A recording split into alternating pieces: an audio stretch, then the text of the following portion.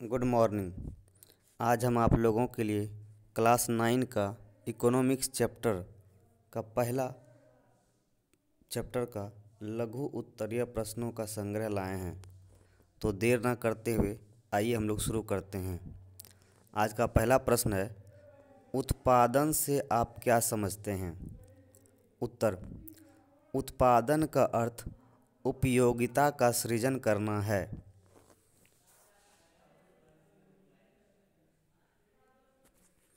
Question number 2, उत्पादन तथा उपभोग में अंतर कीजिए।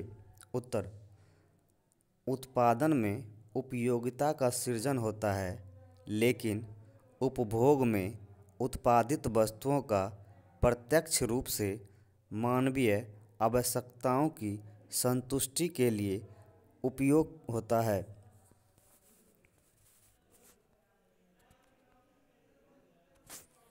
क्वेश्चन नंबर 3, उत्पादन के विभिन्न साधन कौन कौन से हैं? उत्तर, उत्पादन के विभिन्न साधन हैं भूमि, पूंजी, श्रम, संगठन और उद्यम या साहस।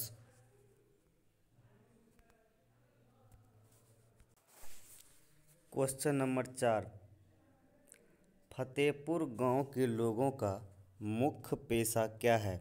उत्तर, फतेहपुर गांव के लोगों का मुख्य पेशा कृषि है।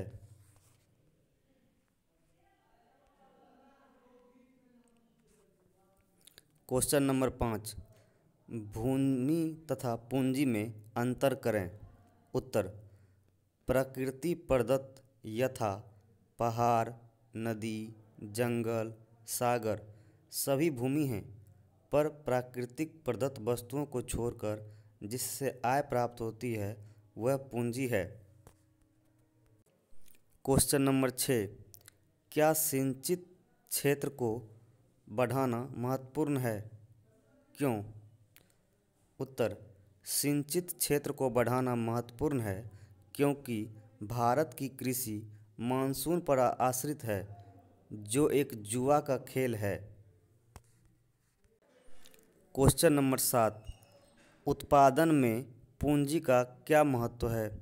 उत्तर, बिना पूंजी के किसी भी वस्तु या सेवाओं का उत्पादन कर पाना संभव नहीं है। जैसे बीज के बिना फसल का उत्पादन संभव नहीं है। आइए अब हम आप लोगों को दीर्घ उत्तरीय प्रश्न सॉल्व करते हैं। पहला क्वेश्चन है, उत्पादन की परिभाषा दीजिए। उत्पादन के कौन कौन से साधन हैं, व्याख्या करें। उत्तर, अर्थशास्त्र में उत्पादन का अर्थ उपयोगिता का सृजन करना है। जैसे जब एक बढ़ई लकड़ी को काट छाँट कर उसे टेबल या कुर्सी बनाता है, तब लकड़ी की उपयोगिता बढ़ जाती है। यही उत्पादन है। उत्पादन के साधन, भूमि प्रकृति प्रदत्त सारे मुफ्त उपहार जैसे नदी, सागर, हवा, धूप, खनिज आदि सभी भूमि हैं। श्रम, श्रम का मतलब मनुष्य के आर्थिक कार्य से है, चाहे वह हाथ से किया जाए या मस्तिष्क से। यह एक सक्रिय साधन है। पूंजी, प्रकृति की निःशुल्क देन को छोड़कर वह सब संपत्ति जिससे आय प्राप्त होती है पूंजी कहलाती है। जैसे किसान के लिए बीज, कारखानों में कच्चा माल, मशीन आदि। संगठन, उत्पादन का सक्रिय साधन है। विभिन्न साधनों को एकत्रित कर उन्हें उत्पादन में लगाने की क्रिया, व्यवस्था या संगठन है। साहस, उत्पादन में जोखिम उठाने के कार्य को साहस कहते हैं और जो व्यक्ति इसे करता है उसे साहसी कहते हैं। जैसे कारखानों के मालिक। क्वेश्चन नंबर 2, उत्पादन के साधनों में संगठन एवं साहस की भूमिका का वर्णन करें। उत्तर, उत्पादन के साधनों में संगठन एवं साहसी की अहम भूमिका है, क्योंकि भूमि, श्रम तथा पूंजी के होते हुए भी समुचित संगठन और साहसी के बिना उत्पादन संभव नहीं है। पहले संगठन पर विचार करें। भूमि, श्रम तथा पूंजी को एकत्रित कर संगठनकर्ता उसे व्यवस्थित ढंग से उपयोग करता है और उत्पादन का कार्य होता है। इसलिए संगठन के उत्पादन प्रक्रिया का एक सक्रिय साधन माना जाता है। उत्पादन का कार्य जोखिम भरा हुआ होता है। उत्पादन में लाभ होगा या हानि एक साहसी ऐसे नहीं सोचता है। यदि उत्पादन में लगातार घाटा ही हो रहे तो साहसी उत्पादन करने का साहस नहीं छोड़ेगा। साहसी सोच समझकर उत्पादन में पूंजी लगाता है। क्वेश्चन नंबर 3, फतेहपुर गांव में कृषि कार्यों पर एक संक्षिप्त टिप्पणी लिखें। उत्तर, फतेहपुर गांव में खेती की मुख्य क्रिया है। अन्य कार्यों में पशुपालन, मुर्गी पालन, डेयरी, दुकानदारी आदि क्रियाएं हैं। गांव में अधिकांश लोग भूस्वामी हैं। इनमें से कुछ बड़े परिवार के हैं जो कृषि कार्य मजदूर किसानों से बातें करवाते हैं। गांवों में नलकूप भी है। नलकूपों से सिंचाई का कार्य होता है।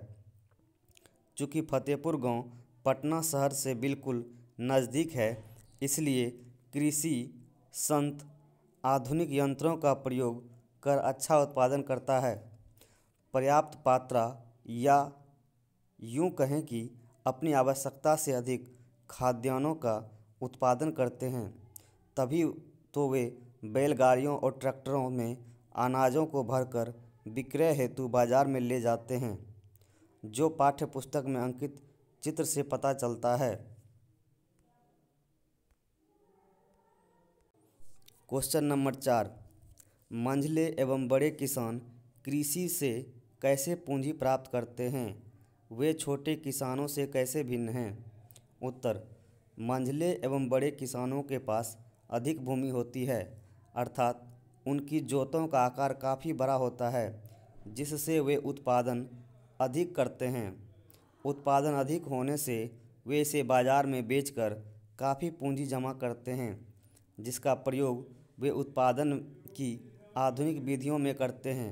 इनमें पूंजी छोटा किसानों से भिन्न होती है, क्योंकि छोटे किसानों के पास भूमि कम होने के कारण उत्पादन उसके भंडारण पोषण के लिए भी कम पड़ता है।